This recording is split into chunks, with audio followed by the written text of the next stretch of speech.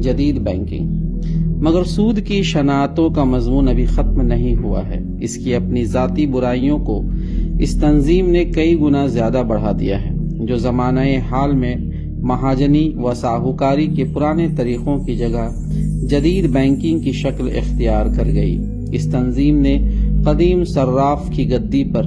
دور جدید کے بینکر اور فائنانشر کو لا بٹھایا ہے، جس کے ہاتھ میں آ کر سود کا ہتھیار ہر زمانے سے زیادہ غارت گر بن گیا ہے۔ ابتدائی تاریخ۔ اس نئے نظام ساہوکاری کے مزاج کو سمجھنے کے لیے ضروری ہے کہ اس کی ابتدائی تاریخ آپ کے سامنے ہو۔ مغربی ممالک میں اس کی ابتدا یوں ہوئی کہ پہلے جب کاغذ کے نوٹ نہ چلتے تھے تو لوگ زیادہ تر اپنی دولت سونے کی شکل میں جمع کیا کرتے تھے اور اسے گھروں میں رکھنے کے بجائے حفاظت کی غرض سے سناروں کے پاس رکھوا دیتے تھے۔ سنار ہر امانت دار کو اس کی امانت کے بقدر سونے کی رسید لکھ دیتا تھا، جس میں تصریح ہوتی تھی، ایکسپلین ہوتی تھی کہ رسید بردار یعنی جس کے پاس رسید ہے، جو ہولڈر ہے، اس کا اتنا سونا فلاں سنار کے پاس محفوظ ہے۔ رفتہ رفتہ یہ رسیدیں خرید و فروخت اور قرضوں کی ادائیگی اور حسابات کے تصفیہ میں ایک آدمی سے دوسرے آدمی کی طرف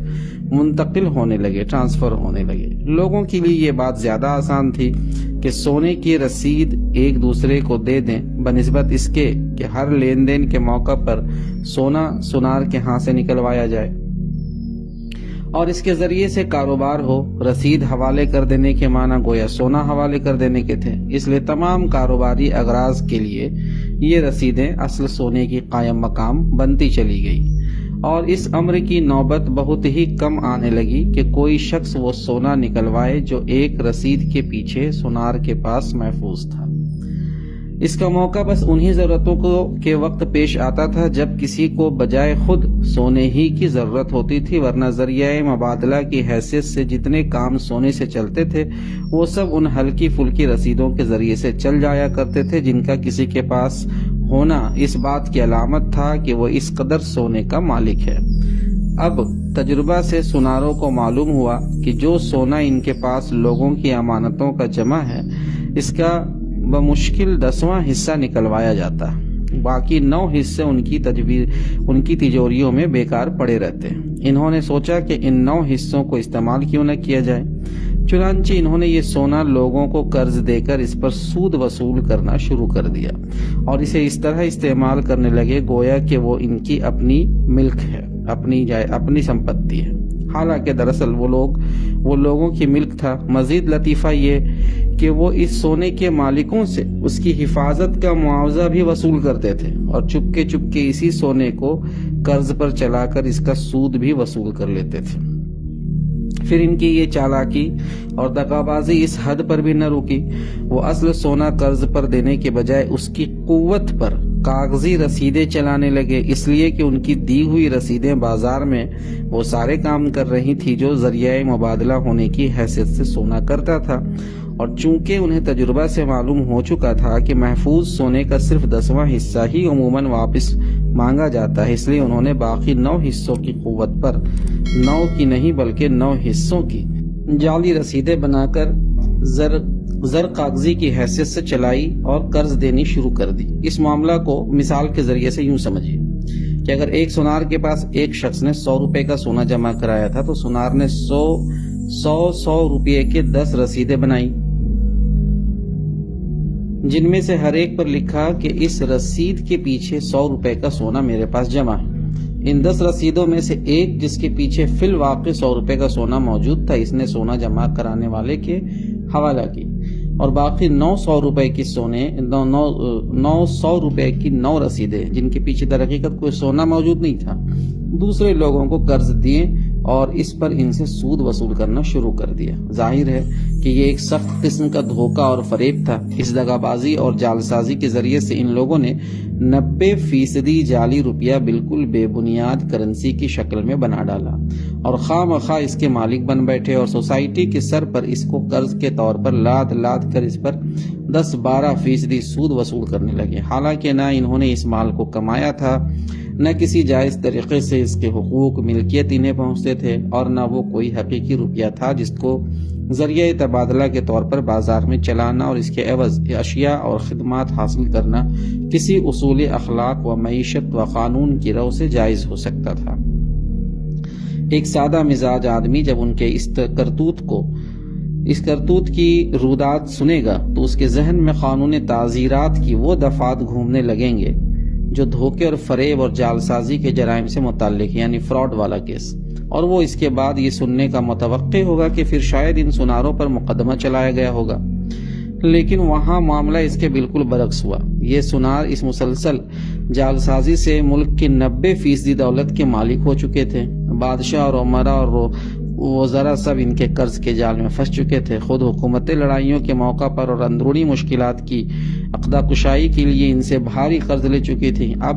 کس کی مجال تھی جو یہ سوال اٹھا سکتا تھا کہ یہ لوگ کہاں سے اتنے بڑے سرمایے کے مالک ہو گئے؟ پھر جیسا کہ ہم اپنی کتاب اسلام اور جدید معاشی نظریات میں بیان کر چکے ہیں، پرانی جاگیرداری کے مقابلہ میں جو نئی بورسوا تہذیب وسیع المشربی یعنی لبرل مائنڈڈ اور آزادی اور جمہوریت ڈیموکریسی کے زبردست اسلحہ لے کر نشاط ثانیہ یعنی جسے ہم رینیساں کہتے ہیں پنرجاگرن کے دور میں اٹھ رہی تھی، اس کے میر کارواں اور مقدمت الجیش یہی ساہوکار اور کاروباری لوگ تھے جن کی پشت پر فلسفہ اور ادب اور آرٹ کا ایک لشکر عظیم ہر اس شخص اور گروہ پر تبدیلیوں کا ہلہ بول دینے کے لیے تیار تھا جو مسٹر گولڈ اسمتھ کے سرمایہ عظیم کا ماخذ دریافت کرنے کی جرات کرتا۔ اس طرح وہ دغابازی و جعلسازی جس سے یہ دولت بنائی گئی تھی قانون کی گرفت سے صرف محفوظ ہی نہیں رہ گئی بلکہ قانون نے اس کو بالکل جائز تسلیم کر لیا، اور حکومتوں نے ان سناروں کا جواب بینکر اور فائنانشر بن چکے تھے یہ حق مان لیا کہ وہ نوٹ جاری کریں، اور ان کے جاری کردہ نوٹ باقاعدہ زر کاغذی کی حیثیت سے کاروبار کی دنیا میں چلنے لگے۔ دوسرا مرحلہ یہ تھی اس سرمایہ کی اصلیت جس کے بلبوتے پر قدیم سنار دور جدید کے ساہوکار اور اقلیم زر کے فرما برواں بنے۔ اس کے بعد انہوں نے ایک قدم اور بڑھایا جو پہلے قدم سے بھی زیادہ فتنہ انگیز تھا۔ جس دور میں یہ جدید ساہوکاری اس جعلی سرمایہ سے طاقت پکڑ کر سر اٹھا رہی تھی، یہ وہی دور تھا جب مغربی یورپ میں ویسٹرن یورپ میں ایک طرف صنعت اور تجارت سیلاب کی شدت کے ساتھ اٹھ رہی تھی اور تمام دنیا کو مسخر کیا چاہتی تھی، دوسری طرف تمدن و تہذیب کی ایک نئی عمارت اٹھ رہی تھی جو یونیورسٹیوں سے لے کر میونسپلٹیوں تک زندگی کے ہر شعبے کی تعمیر جدید چاہتی تھی۔ اس موقع پر ہر قسم کے معاشی اور تمدنی کاموں کو سرمایہ کی حاجت تھی۔ نئی صنعتیں اور تجارتیں اپنے آغاز کے لیے سرمایہ مانگ رہی تھی۔ پہلے کے چلتے ہوئے کاروبار اپنی ترقی اور پیش قدمی کے لیے بڑی روز افزوں مقدار میں سرمایہ کے طالب تھے، اور تہذیبی اور تمدنی ترقی کی مختلف انفرادی و اجتماعی تجویزیں بھی اپنی ابتدا اور اپنے ارتقاء کے لیے اس چیز کی محتاج تھے۔ ان سب کاموں کے لیے خود کارکنوں کا اپنا ذاتی سرمایہ بہرحال کافی نہ تھا۔ اب لا محالہ دو ہی ذرائع تھے جن سے یہ خون حیات اس تمدن جدید کے نوخیز شباب کی آبیاری کے لیے بہم پہنچ سکتا تھا۔ نمبر 1 وہ سرمایہ جو سابق سناروں اور حال کے ساہوکاروں کے پاس تھا، دوسرا وہ سرمایہ جو متوسط اور خوشحال طبقوں کے پاس یعنی جو میڈیم فیملی تھے اور جو رچ فیملی تھے ان کے پاس ان کی پس انداز جو سیونگز تھی ان آمدنیوں کی شکل میں جمع تھا۔ ان میں سے پہلی قسم کا سرمایہ تو تھا ہی ساہوکاروں کے قبضہ میں، یعنی وہ سونا، اور وہ پہلے سے سود خواری کے عادی تھے، اس لیے اس کا ایک حصہ بھی حصہ داری کے اصول پر کسی کام میں لگنے کے لیے تیار نہ تھا۔ اس ذریعے سے جتنا روپیہ بھی صناعوں یعنی انڈسٹریلسٹ اور تاجروں اور دوسرے معاشی و تمدنی کارکنوں کو ملا، قرض کے طور پر ملا، اور اس شرط پر ملا کہ خواہ ان کو نفع ہو یا نقصان، اور خواہ ان کا نفع کم ہو یا زیادہ، بہرحال ساہوکار کو انہیں ایک طے شدہ شرح کے مطابق منافع دینا ہوگا۔ اس کے بعد صرف دوسرا ہی ذریعہ ایسا رہ جاتا تھا جس سے معاشی کاروبار اور تعمیر و ترقی کے کاموں کی طرف سرمایہ اچھی اور صحت بخش صورتوں سے آ سکتا تھا، مگر ان ساہوکاروں نے ایک ایسی چال چلی جس سے یہ ذریعہ بھی انہی کے قبضہ میں چلا گیا، اور انہوں نے اس کے لیے بھی تمدن و معیشت کے معاملات کی طرف جانے کے سارے دروازے ایک سودی قرض کے دروازے کے سوا بند کر دیے۔ وہ چال یہ تھی کہ انہوں نے سود کا لالچ دے کر تمام ایسے لوگوں کا سرمایہ بھی اپنے پاس کھینچنا شروع کر دیا جو اپنی ضرورت سے زیادہ آمدنی بچا رکھتے تھے یا اپنی ضرورتیں روک کر کچھ نہ کچھ پس انداز کرنے کے عادی تھے۔ یہ بات اوپر آپ کو معلوم ہو چکی ہے کہ یہ سنار ساہوکار پہلے سے اس قسم کے لوگوں کے ساتھ ربط ضبط رکھتے تھے اور ان کی جمع پونجی انہی کے پاس امانت رہا کرتی تھی۔ اب جو انہوں نے دیکھا کہ یہ لوگ اپنے سرمایہ کو کاروبار میں لگانے لگے ہیں اور ان کی پس انداز کی ہوئی رقمیں ہمارے پاس آنے کے بجائے کمپنیوں کے حصے خریدنے میں زیادہ صرف ہونے لگی ہیں، تو انہوں نے کہا کہ آپ لوگ اس زحمت میں کہاں پڑتے ہیں؟ اس طرح تو آپ کو خود شرکت کے معاملات طے کرنے ہوں گے، یعنی پارٹنر بننا پڑے گا، خود حساب کتاب رکھنا ہوگا، اور سب سے زیادہ یہ کہ اس طریقے سے آپ نقصان کے خطرے میں بھی پڑیں گے اور نفع کا اتار چڑھاؤ بھی آپ کی آمدنی پر اثر انداز ہوتا رہے گا۔ اس کے بجائے آپ اپنی رقمیں ہمارے پاس جمع کرائیے، ہم ان کی حفاظت بھی بلا معاوضہ کریں گے، ان کا حساب کتاب بھی مفت رکھیں گے اور آپ سے کچھ لینے کے بجائے الٹا آپ کو سود دیں گے۔ یہ چال تھی جس سے 90% بلکہ اس سے بھی زیادہ پس انداز رقمیں براہ راست معیشت و تمدن کے کاموں کی طرف جانے کے بجائے ساہوکار کے دست تصرف میں چلی گئی اور اس قریب پورے قابل حصول سرمایہ پر اس کا قبضہ ہو گیا۔ اب صورتحال یہ ہو گئی کہ ساہوکار اپنے جعلی سرمایہ کو تو سود پر چلا ہی رہا تھا، دوسروں کا سرمایہ بھی اس نے سستی شرح سود پر لے کر زیادہ شرح پر قرض دینا شروع کر دیا۔ اس نے یہ بات ناممکن بنا دی کہ اس کی مقرر کی ہوئی شرح یعنی ریٹ مقرر کی ہوئی شرح کے سوا کسی دوسری شرط پر کسی کام کے لیے کہیں سے کوئی سرمایہ مل سکے۔ جو تھوڑے بہت لوگ ایسے رہ بھی گئے جو ساہوکار کی معرفت سرمایہ لگانے کے بجائے خود براہ راست کاروبار میں لگانا پسند کرتے تھے، ان کو بھی ایک لگا بندھا منافع وصول کرنے کی چاٹ لگ گئی اور وہ سیدھے سادے حصے یعنی شیئرز خریدنے کے بجائے وثیقوں یعنی ڈیبینچرز کو ترجیح دینے لگے جن میں ایک مقرر منافع کی ضمانت ہوتی ہے۔ اس طریقہ کار نے تقسیم مکمل کر دی۔ وہ ساری آبادی ایک طرف ہو گئی جو معیشت اور تمدن کی کھیتوں میں کام کرتی ہے، جس کی محنتوں اور کوششوں اور قابلیتوں ہی پر ساری تہذیبی و معاشی پیداوار کا انحصار ہے، اور وہ تھوڑی سی آبادی دوسری طرف ہو گئی جس پر ان ساری کھیتوں کی سیرابی کا انحصار ہے۔ پانی والوں نے کھیتی والوں کے ساتھ زفاقت اور منصفانہ تعاون کرنے سے انکار کر دیا اور یہ مستقل پالیسی طے کر لی کہ وہ پانی کے اس پورے ذخیرے کو اجتماعی مفاد کے لحاظ سے نہیں بلکہ صرف اپنے مفاد اور وہ بھی خالص مالی مفاد کے لحاظ سے استعمال کریں گے۔ اس طریقہ کار نے یہ بھی طے کر دیا کہ مغرب کا نوخیز تمدن جو تمام دنیا پر حکمراں ہونے والا تھا ایک خالص مادہ پرستانہ میٹریلسٹک تمدن ہوا اور اس میں شرح سود وہ بنیادی معیار قرار پائے جس کے لحاظ سے آخر کار ہر چیز کی قدر و قیمت متعین ہو، اس لیے کہ پوری کشت تمدن کا انحصار تو ہے سرمایہ کے آب حیات پر، اور اس آب حیات کے ہر قطرے کی ایک مالی قیمت معین ہے شرح سود کے مطابق۔ لہذا پورے تمدن کی کھیتی میں اگر کسی چیز کی تخم ریزی کی جا سکتی ہے یعنی بیج بوئی جا سکتی ہے اور اگر کوئی پیداوار قدر کی مستحق ہو سکتی ہے تو بس وہ جو بالواسطہ یا بلا واسطہ اپنا مالی فائدہ کم از کم اس حد تک دی جائے جو بورسوا تمدن کے قائد اعظم ساہوکار نے شرح سود کی شکل میں مقرر کر رکھی ہے۔ اس طریقہ کار نے قلم اور سیف دونوں کو حکمرانی کا دور ختم کر دیا، یعنی تلوار، قلم اور تلوار، اور اس کی جگہ بہی کھاتے کی فرمانروائی قائم کر دی۔ غریب کسانوں اور مزدوروں سے لے کر بڑے سے بڑے صنعتی و تجارتی اداروں تک اور بڑی سے بڑی حکومتوں اور سلطنتوں تک سب کی ناک میں ایک غیر مرئی نکیل پڑ گئی اور اس کا سرا ساہوکار کے ہاتھ میں آ گیا۔ تیسرا مرحلہ۔ اس کے بعد اس گروہ نے تیسرا قدم اٹھایا اور اپنے کاروبار کو وہ شکل دی جسے اب جدید نظام ساہوکاری کہا جاتا ہے، یعنی آج کا لیٹسٹ ساہوکار۔ پہلے یہ لوگ انفرادی طور پر کام کرتے تھے، انڈیویجول، اگرچہ بعض ساہوکار گھرانوں کا مالیاتی کاروبار بڑھتے بڑھتے عظیم الشان اداروں کی صورت اختیار کر گیا تھا جن کی شاخیں دور دراز کے مقامات پر بھی قائم ہو گئی تھی. لیکن بہرحال یہ الگ الگ گھرانے تھے اور اپنے ہی نام پر کام کرتے تھے. پھر ان کو یہ سوجھی کہ جس طرح کاروبار کے سارے شعبوں میں مشترک سرائے کی کمپنیاں بن رہی ہے، مشترک سرمایہ کی کمپنیاں بن رہی ہے، روپے کے کاروبار کی بھی کمپنیاں بنائی جائیں اور بڑے پیمانے پر ان کی تنظیم کی جائے. اس طرح یہ بینک وجود میں آئے جو آج تمام دنیا کے نظام مالیات پر قابض و متصرف ہے. اس جدید تنظیم کا طریقہ مختصر الفاظ میں یہ ہے کہ چند صاحب سرمایہ لوگ مل کر ایک ادارہ ساہوکاری قائم کرتے ہیں جس کا نام بینک ہے. اس ادارے میں دو طرح کا سرمایہ استعمال ہوتا ہے، دو طرح کی پونجی استعمال ہوتی ہے. ایک حصے داروں کا سرمایہ جس سے کام کی ابتدا کی جاتی ہے، دوسرا امانت داروں یا کھاتہ داروں جس کو ڈپوزیٹرز کہتے ہیں ان کا سرمایہ، جو بینک کا کام اور نام بڑھنے کے ساتھ ساتھ زیادہ سے زیادہ تعداد میں ملتا جاتا ہے اور اسی کی بدولت بینک کے اثر اور اس کی طاقت میں اضافہ ہوتا چلا جاتا ہے. ایک بینک کی کامیابی کا اصل معیار یہ ہے کہ اس کے پاس اس کا اپنا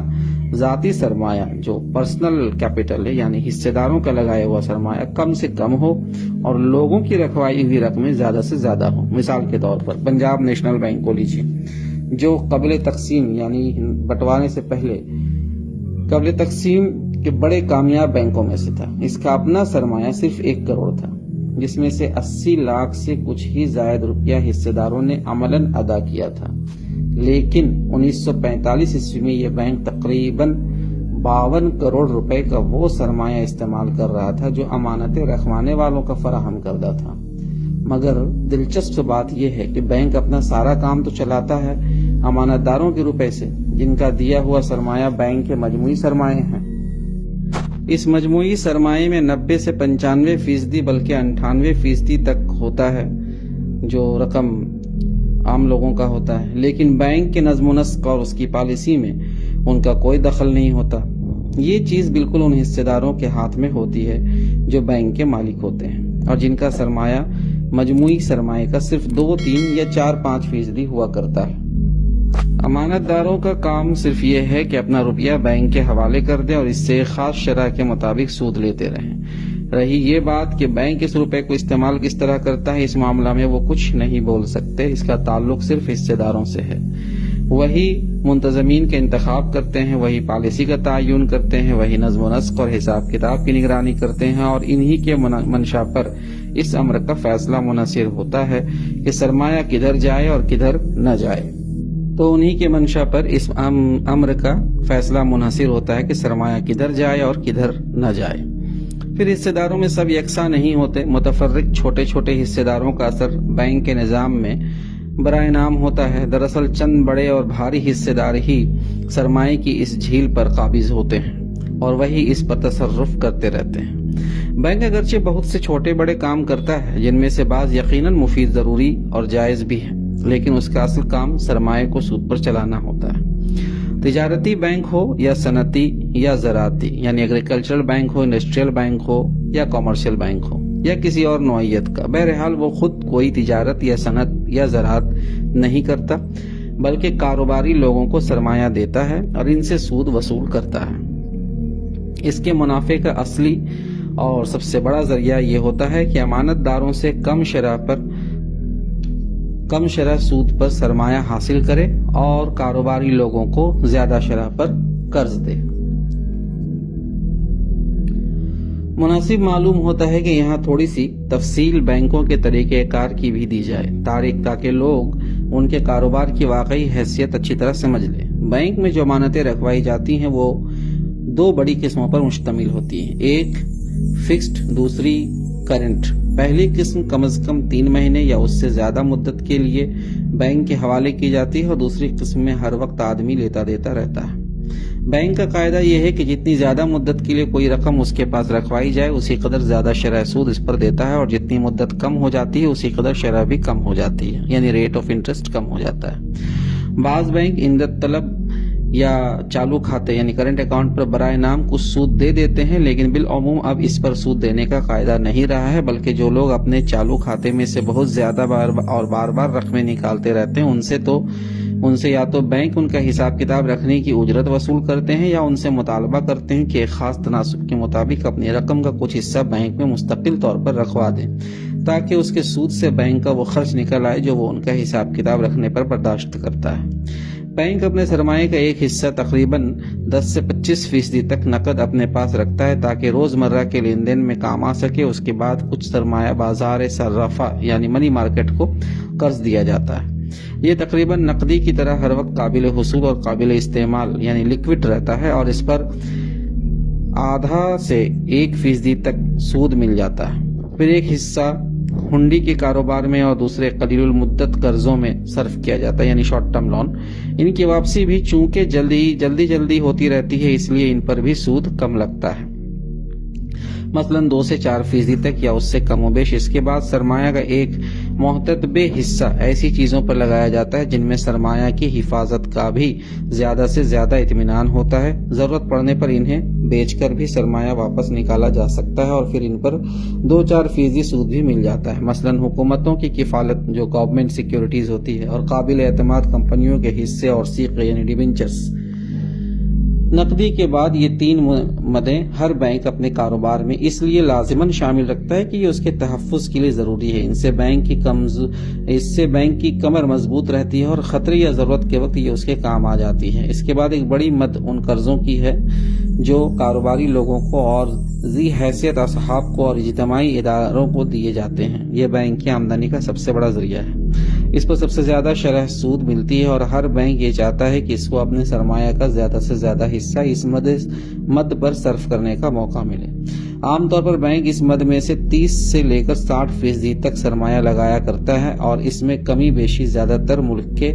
اور دنیا کے سیاسی و معاشی حالات کی بنا پر ہوتی رہتی ہے۔ اس تفصیل سے یہ بات بالکل واضح ہو جاتی ہے کہ بینک اپنے امانت داروں سے لیا ہوا اور خود اپنا لگایا ہوا سرمایہ جتنی مدت میں بھی صرف کرتے ہیں وہ سب ایسے سود طلب قرضوں کی مدیں ہیں جو بالواسطہ یا بلا واسطہ سوسائٹی کے سر چڑھائے جاتے ہیں اور پھر امانت داروں کو جو چیز منافع کے نام پر دی جاتی ہے وہ اسی سود کا ایک حصہ ہوتی ہے جو ان قرضوں پر سوسائٹی سے وصول کیا جاتا ہے۔ اس میں شک نہیں کہ بینک کچھ ایسی خدمات بھی انجام دیتا ہے جو جائز نوعیت کی ہوتی ہے اور ان کی اجرت یا کمیشن بھی اس کے ذرائع آمدنی میں سے ایک ذریعہ ہے، لیکن اس ذریعہ سے کمائی ہوئی آمدنی بینک کی کل آمدنی کا بمشکل 5 سے 10% حصہ ہوتی ہے۔ تو اس طریقے سے جو آمدنی ہوتی ہے وہ حصہ داروں میں اسی طرح تقسیم ہو جاتی ہے جس طرح تمام تجارتی اداروں کی آمدنیاں ان کے حصہ داروں میں مناسب طریقہ سے تقسیم ہوا کرتی ہیں۔ نتائج یعنی کانسیکوینسز۔ اس طریقے پر ساہوکار کی تنظیم کر لینے کا نتیجہ یہ ہوا کہ پہلے زمانے کے منفرد یعنی انڈیویجول اور منتشر مہاجنوں کی بنسبت آج کے مجتمع اور منتظم ساہوکاروں کا وقار اور اثر و اعتماد کئی گنا بڑھ گیا اور پورے ملکوں کی دولت سمٹ کر ان کے پاس مرتکز ہو گئی۔ اب اربوں روپے کا سرمایہ ایک بینک میں اکٹھا ہو جاتا ہے جس پر چند بااثر ساہوکار قابض و متصرف ہوتے ہیں اور وہ اس ذریعہ سے نہ صرف اپنے ملک کی بلکہ دنیا بھر کی معاشی، تمدنی اور سیاسی زندگی پر کمال درجہ خودغرضی کے ساتھ فرمانروائی کرتے رہتے ہیں۔ ان کی طاقت کا اندازہ اس سے کیجیے کہ تقسیم سے پہلے ہندوستان کے 10 بڑے بینکوں کے پاس حصہ داروں کا فراہم کیا ہوا سرمایہ تو صرف 17 کروڑ تھا، مگر امانت داروں کے رکھوائے ہوئے سرمایہ کی مقدار 6 ارب 12 کروڑ روپے تک پہنچی ہوئی تھی۔ ان بینکوں کے پورے نظم و نسق اور ان کی پالیسی پر چند مٹھی بھر ساہوکاروں کا قبضہ تھا جن کی تعداد حد سے حد بڑھ کر 200 ہوگی، مگر یہ سود کا لالچ تھا جس کی وجہ سے ملک کے لاکھوں آدمیوں نے اتنی بڑی رقم فراہم کر کے ان کے ہاتھ میں دے رکھی تھی اور اس بات سے ان کو کچھ غرض نہ تھی کہ اس طاقتور ہتھیار کو یہ لوگ کس طرح کن مقاصد کے لیے استعمال کرتے ہیں۔ اب یہ اندازہ ہر شخص خود لگا سکتا ہے کہ جن مہاجنوں کے پاس اتنی بڑی رقم جمع ہو وہ ملک کی صنعت، تجارت، معیشت، سیاست اور تہذیب و تمدن پر کس قدر زبردست اثر ڈال رہے ہوں گے، اور یہ اثر آیا ملک اور باشندگان ملک کے مفاد میں کام کر رہا ہوگا یا ان خود غرض لوگوں کے اپنے مفاد میں۔ یہ تو اس سرزمین کا حال ہے جس میں ابھی ساہوکاروں کی تنظیم بالکل ابتدائی حالت میں ہے اور جہاں بینکوں کی امانتوں کا مجموعہ کل آبادی پر بمشکل 7 روپے فی کا صحیح کے حساب سے پھیلتا ہے۔ اب ذرا قیاس کیجیے کہ جن ملکوں میں یہ اوسط اس سے 1000 اور 2000 گنے تک پہنچ گیا ہے، وہاں سرمایہ کی مرکزیت کا کیا عالم ہوگا۔ 1936 عیسوی کے اعداد و شمار کی رو سے صرف تجارتی بینکوں کی امانتوں کا اوسط امریکہ کی آبادی میں 1317 پاؤنڈ فی کس، انگلستان کی آبادی میں 1664 پاؤنڈ فی کس، سوئٹزرلینڈ میں 275 پاؤنڈ، جرمنی میں 212 پاؤنڈ اور فرانس میں 165 پاؤنڈ فی کس کے حساب سے پڑتا ہے۔ اتنے بڑے پیمانے پر ان ملکوں کے باشندے اپنی پس انداز کی ہوئی آمدنیاں اور اپنی ساری جمع پونجی اپنے ساہوکاروں کے حوالے کر رہے ہیں۔ اتنے بڑے پیمانے پر سرمایہ گھر گھر سے کھنچ کر چند ہاتھوں میں مرتکز ہو رہا ہے، اور پھر جن کے پاس وہ مرتکز ہوتا ہے وہ نہ کسی کو جواب دہ ہیں، نہ اپنے نفس کے سوا کسی سے ہدایت لینے والے ہیں، اور نہ وہ اپنی اغراض کے سوا کسی دوسری چیز کا لحاظ کرنے والے ہیں۔ وہ بس سود کی شکل میں اس عظیم الشان مرکوز دولت کا کرایہ ادا کر دیتے ہیں اور عملاً اس کے مالک بن جاتے ہیں۔ پھر اس طاقت کے بل پر وہ ملکوں اور قوموں کی قسمتوں سے کھیلتے ہیں، جہاں چاہتے ہیں قحط برپا کرتے ہیں اور جہاں چاہتے ہیں پنہیا کال ڈال دیتے ہیں، جب چاہتے ہیں جنگ کراتے ہیں اور جب چاہتے ہیں صلح کرا دیتے ہیں۔ جس چیز کو اپنا زر پرستانہ نقطۂ نظر سے مفید سمجھتے ہیں اسے فروغ دیتے ہیں، اور جس چیز کو ناقابل التفات پاتے ہیں اسے تمام ذرائع و وسائل سے محروم کر دیتے ہیں۔ صرف منڈیوں اور بازاروں ہی پر ان کا قبضہ نہیں ہے، علم و ادب کے گہواروں اور سائنٹیفک تحقیقات کے مرکزوں اور صحافت کے اداروں اور مذہب کی خانقاہوں اور حکومت کے ایوانوں سب پر ان کی حکومت چل رہی ہے، کیونکہ قاضی الحاجات حضرت زران کے مرید ہو چکے ہیں۔ یہ وہ بلائے عظیم ہیں جس کی تباہ کاریاں دیکھ کر خود مغربی ممالک کے صاحب فکر لوگ چیخ اٹھے ہیں، اور وہاں مختلف سمتوں سے یہ آواز بلند ہو رہی ہے کہ مالیات کی اتنی بڑی طاقت کا ایک چھوٹے سے غیر ذمہ دار خود غرض طبقے کے ہاتھ میں مرتکز ہو جانا پوری اجتماعی زندگی کے لیے سخت مہلک ہے۔ مگر ہمارے ہاں ابھی تک یہ تقریریں ہوئے جا رہی ہیں کہ سودخواری تو پرانے گدی نشین مہاجن کی حرام و نجس تھی، آج کا کرسی نشین وہ ماڈرنائزیشن بینکرز بیچارہ تو بڑا ہی پاکیزہ کاروبار کر رہا ہے، اس کے کاروبار میں روپیہ دینا اور اس سے اپنا حصہ لے لینا آخر کیوں حرام ہے؟ حالانکہ فی الحقیقت اگر پرانے مہاجنوں اور آج کے بینکروں میں کوئی فرق واقع ہوا ہے تو وہ اس کے سوا کچھ نہیں کہ پہلے یہ لوگ اکیلے ڈاکہ مارتے تھے، اب انہوں نے جتھ بندی کر کے ڈاکوؤں کے بڑے گروہ بنا لیے ہیں۔ اور دوسرا فرق جو شاید پہلے فرق سے بھی زیادہ بڑا ہے یہ ہے کہ پہلے ان میں کا ہر ڈاکو نقب زنی کے آلات اور مردم کشی کے ہتھیار سب کچھ اپنے ہی پاس سے لاتا تھا، مگر اب سارے ملک کی آبادی اپنی حماقت اور قانون کی غفلت و بے جہالت کی وجہ سے بے شمار آلات اور اسلحہ فراہم کر کے کرائے پر ان منظم ڈاکوؤں کے حوالے کر دیتی ہے۔ روشنی میں یہ اس کو کرایہ ادا کرتے ہیں اور اندھیرے میں اسی آبادی پر اسی کے فراہم کیے ہوئے آلات و اسلحہ سے ڈاکہ ڈالتے ہیں۔ اس کرائے کے متعلق ہم سے کہا جاتا ہے کہ اسے حلال و طیب ہونا چاہیے۔